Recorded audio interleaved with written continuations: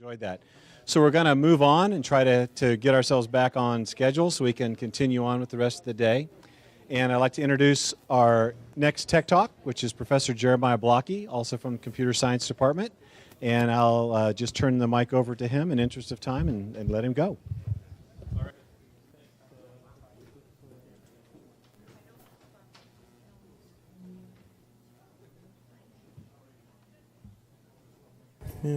There we go.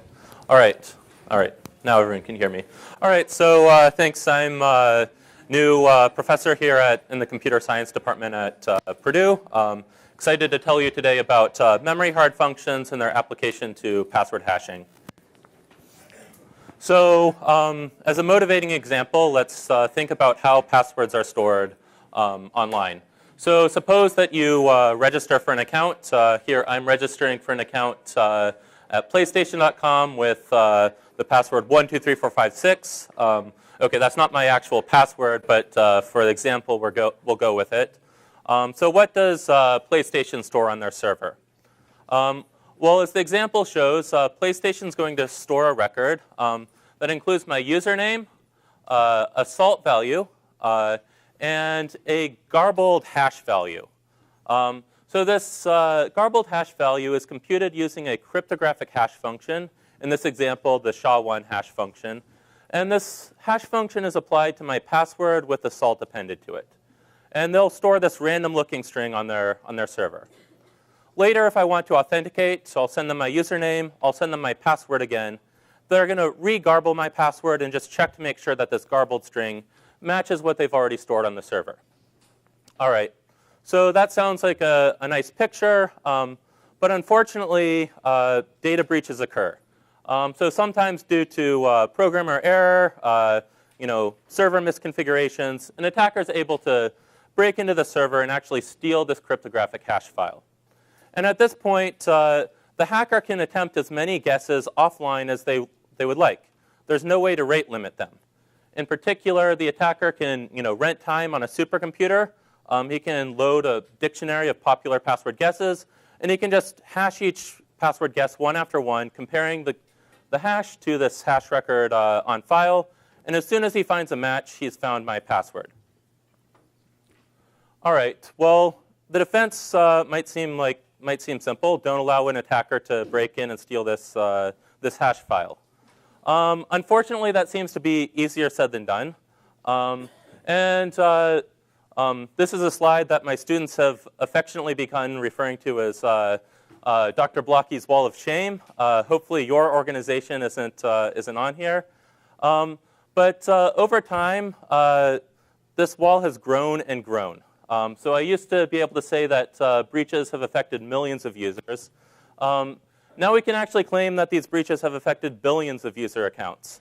In particular, Yahoo was breached twice a few years ago, though we only found out about it in 2016. This one breach affected over 1 billion user accounts. Similarly, the breach at Adult Friend Finder affected about 500 million accounts. The breach at LinkedIn affected over 100 million users. So these are massive, wide-scale data breaches. All right, so it's a common problem, and it's also a dangerous problem. So if you go on Amazon.com right now and search for the Antminer S9, you'll find this machine here. And here are the stats for the machine. I want to highlight one particular stat here, 14 TH per second. Now, that might seem a little bit confusing, but what the TH stands for is terahashes per second. So this machine is able to compute 14 trillion SHA-256 hashes per second. Now, this machine is intended for Bitcoin mining, but for all intents and purposes, it could be adapted to be used for password cracking as well. Now, this machine is also not terribly expensive. If you have $2,000 sitting around, you could go on Amazon right now and buy one. Further complicating this problem is the matter of password selection. Users are not known for selecting particularly strong passwords, as this word cloud might suggest. In fact, data breaches show that oftentimes the most popular password, usually it's password or 123456, or sometimes if you require numbers and letters, password 1. Oftentimes, the most popular password is used by about 1% of the population. All right, so this motivates the goal of increasing costs for the attacker. Typically, it's a good thing if a cryptographic algorithm can be executed very quickly on hardware. For password hashing, that's not such a great property. If an attacker can try 14 trillion guesses per second, he's going to crack most user accounts in a fraction of a second. So the goal is, can we actually design a function that, by design, costs a lot for the attacker to compute? So the attacker can't just sit there and enumerate through millions or billions of password guesses. Can we make this process expensive so that, searching through a large dictionary becomes economically infeasible for an attacker? All right, there are one of the classical approaches to addressing this problem is called hash iteration. And there are two popular password hash functions that take this approach, bcrypt and pbkdf2. That's password-based key derivation function. So bcrypt was used by Ashley Madison, Yahoo, and Dropbox when they got breached. And pbkdf2 was being used by LastPass when they got breached. So just as an example, what does pbkdf2 do? So LastPass was basically iterating the SHA-256 hash function 100,000 times.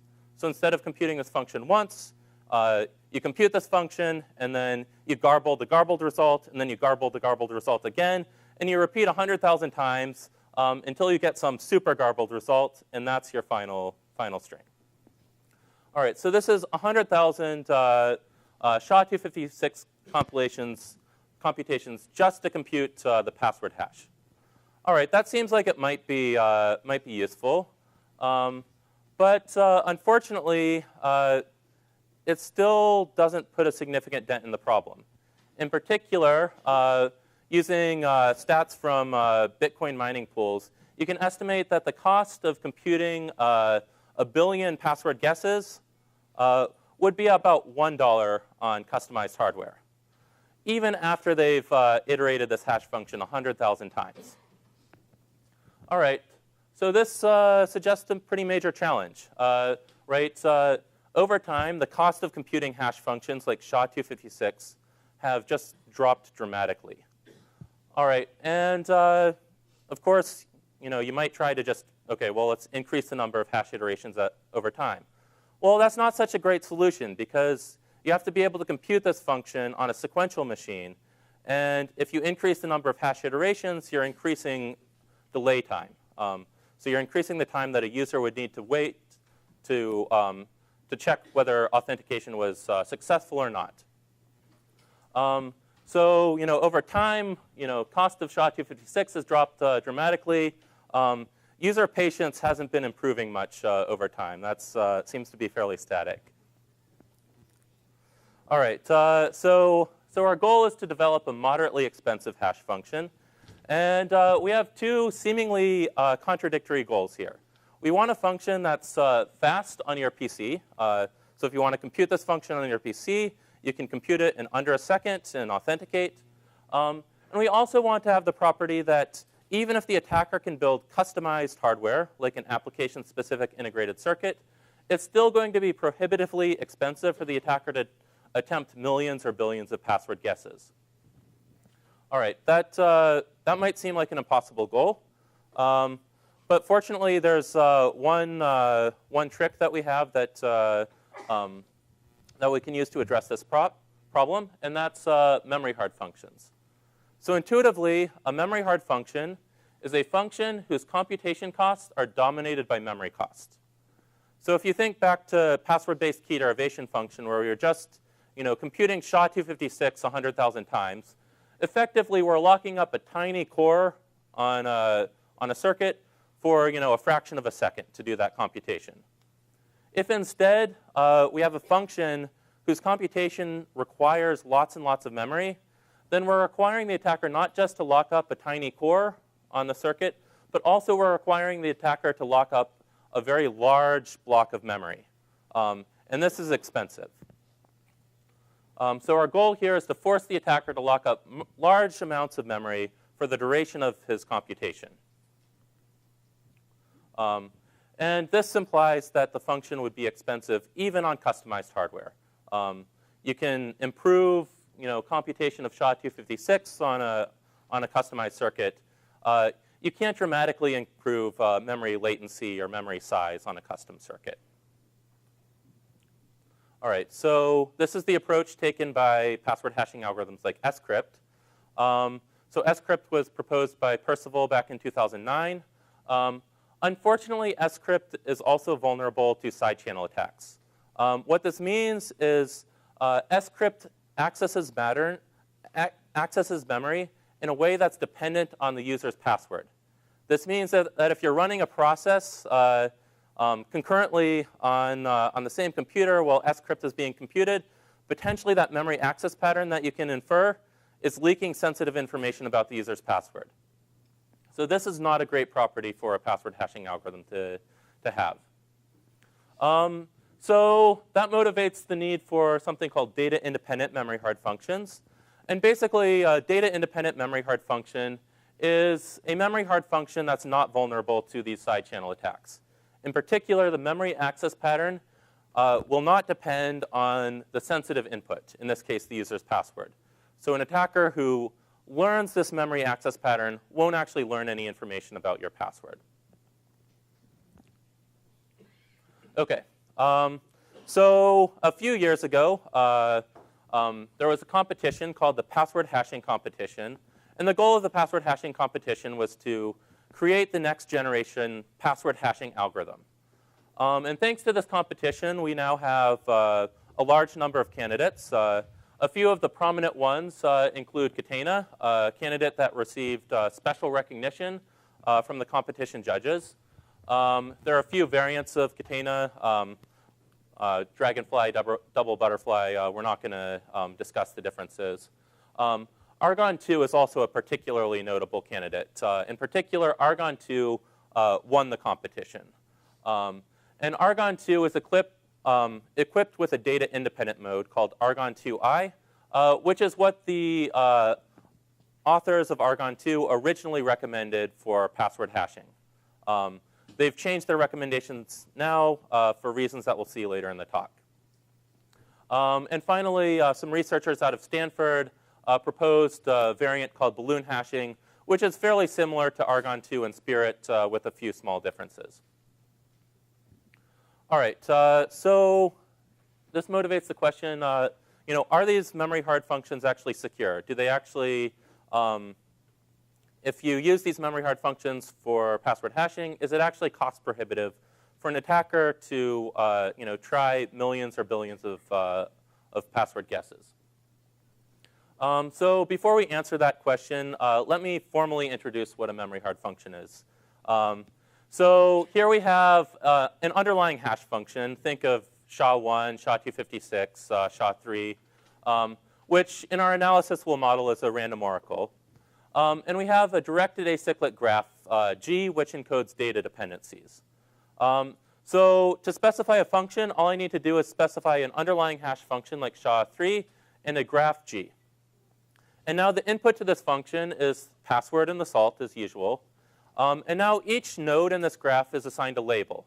The label of the first node is just the hash of the password and the salt. And the label of an interior node is just the hash of the labels of its parents. So this directed acyclic graph tells us how different values depend on each other during computation. So in particular, to compute label 3, before you can compute label 3, you first need to know label 2 and label 1. Finally, the output of this graph is just the label of the last node. So to compute the output of the graph, you have to compute the value of this last node. To compute the value of this last node, you have to compute the value of nodes 2 and 3. And then to compute the values of nodes 3 and 2, you need to compute the value of node 1. All right, so to think about computing these functions, we can actually introduce simplifying abstraction called graph pebbling. So graph pebbling is just a game played on a graph. And in this game, you're allowed to place a pebble on the graph at time I if during the previous round you had pebbles on all of that node's parents. So initially, we have no pebbles on the graph. So that means that we can place a pebble on node 1. And in the real world, this means that we're computing label 1 and storing this data value in memory. All right, well, now that we have a pebble on node 1, we can place a pebble on node 2 because we have a pebble on its parents. So we'll place a pebble on node 2 and keep a pebble on node 1. This means that we've computed label 2, and we're storing labels 1 and 2 in memory. So we can continue this process, compute label 3, compute label 4. Eventually, we place a pebble on node 5. And at this point, we're finished. So in fact, everything I talk about from here on out is just going to be in the language of graph pebbling. But don't worry, graph pebbling is actually equivalent to computing this memory hard function. So how do we measure the cost of a pebbling? Well, we use the notion of cumulative complexity. So cumulative complexity is just the sum over time of the number of pebbles on the graph at each point in time. All right, so this is telling us how much space the attacker has to allocate and how long he has to allocate that space for. And the nice thing about this cost measure is that it amortizes. So if pebbling this graph once corresponds to checking one password guess, if you want to check 2 password guesses, you have to pebble this graph twice. And the cost of pebbling this graph twice is 2 times the cost of pebbling this graph once. So that means if the attacker wants to check 1,000 guesses, his costs are 1,000 times the cost of computing this function once. So the cumulative cost of pebbling this graph in our example is just 7. Because at the first point in time, I have 1 pebble on the graph, then 2 pebbles, and 1 pebble, then 2 pebbles, then 1 pebble. So if I sum these all up, the total cost is 7. All right, so the goal of designing a secure memory hard function essentially boils down to finding a graph with 2 desirable properties. So find a graph G with a property that has constant in degree, and the property that for any pebbling of G, the cost of this pebbling scales as n squared divided by tau for some small constant tau. Now, why do we want these properties? Well, the running time is n times delta minus 1. So if we want to actually compute this function, the running time is n times delta minus 1. So we want the property that this graph has small in degree, so that we can actually compute this function quickly on a sequential computer. We also want the cumulative cost to be as large as possible, so that we can maximize an attacker's costs. Right? We want this cost to be as large as n squared, because n is the user's running time. So within a fixed running time, we want to maximize costs for the attacker. So this is the best we can hope for is quadratic cost. So if you run for 1 second, the best you can hope for is costs that scale quadratically in the number of steps. All right, and what we can show is that there's a combinatorial property on graphs called depth robustness that fully characterizes secure memory hard functions. In particular, depth robustness is necessary and sufficient for a secure memory hard function. What this means is that if your graph is not depth robust, there exists an attack on your memory hard function. And if your graph is depth robust, then we can rule out the possibility of any attack. So OK, what is this key property, depth robustness? Well, to define depth robustness, let me introduce its opposite, depth reducibility. So we say that a graph is ED reducible if there's a small subset of vertices such that by deleting these vertices, the longest path in the remaining graph is short. So here's an example of a 1-2 reducible graph. That means that we can delete 1 vertice from the graph. And after deleting this 1 vertice, the longest remaining path will have length 2. So there's a proof by inspection. Delete the node 3, and clearly any remaining path in this graph has length 2. So this graph is 1-2 reducible. Of course, if a graph is not reducible, we say that it's depth robust. So the first theorem that we've managed to prove is that depth robustness is a necessary condition for a secure memory hard function. In particular, if your memory hard function is not based on a depth robust graph, then there is an attack, and in particular, the cumulative cost of pebbling this graph is not going to be n squared. It's going to be something smaller. So in particular, if it's depth reducible and E, the number of nodes that you delete, is smaller than n, and D, the length of the longest path in the remaining graph is smaller than n, then the cost of pebbling this graph is also going to be smaller than n squared, which is what we want. So if you're an attacker, the natural question is, are existing candidates for memory hard functions actually based on depth robust DAGs? And the answer is one that's unfortunate but might make an attacker happy. The answer is a resounding no. So we looked at Catena, Argon 2, both the older version and the newest version. And in every case, these graphs are depth reducible. So in particular, Catena is depth reducible, and we can find a pebbling with cost n to the 1.62.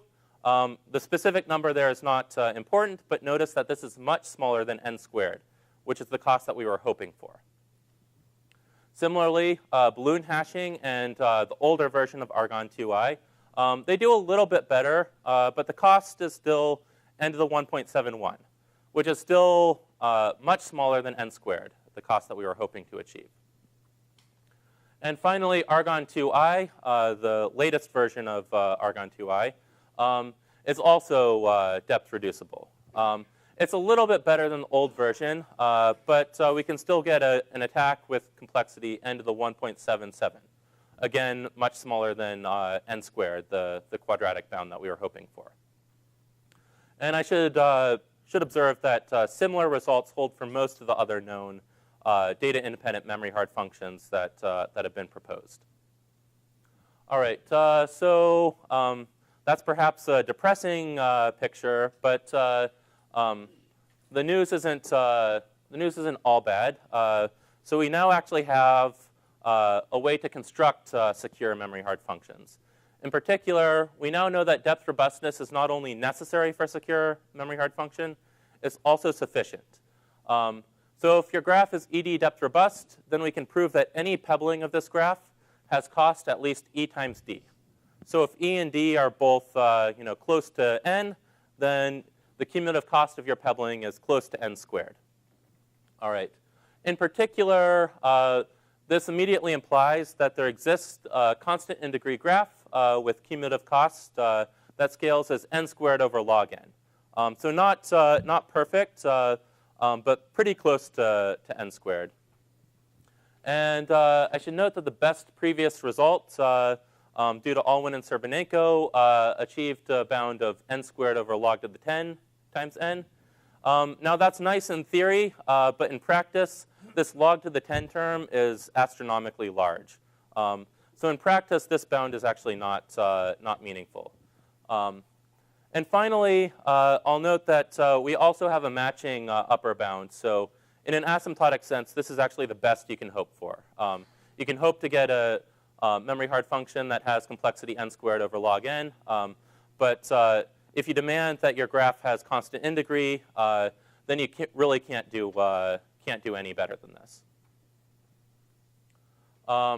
So in summary, some recommendations.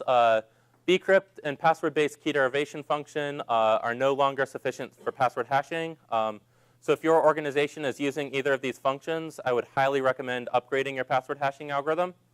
Argon 2i is an improvement over Bcrypt and password-based key derivation function. But as we've seen, there are still some flaws. So I should note that in the last month, the authors of Argon 2 have actually changed their recommendation. So they're no longer recommending the data-independent mode of Argon for password hashing.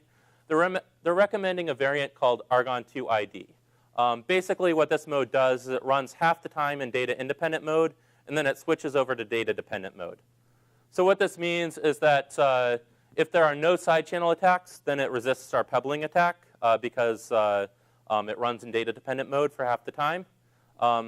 And if there are side channel attacks, then security reduces down to Argon 2i.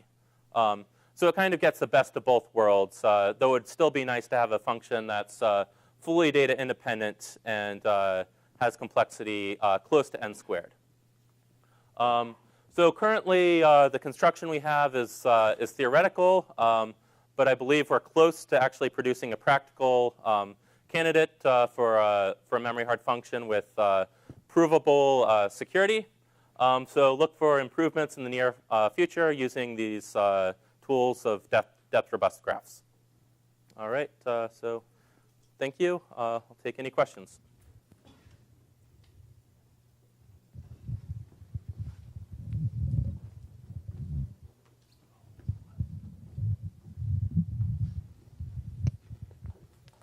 I have a quick question. Are the newer algorithms you talked about available in standard software libraries, or what is the status of that? Yeah, Argon 2 is publicly available. If you search for Argon 2 just on Google, you can find their library. It's being considered for standardization by the Internet Research Task Force. So the library is public. If you want to use it, go for it.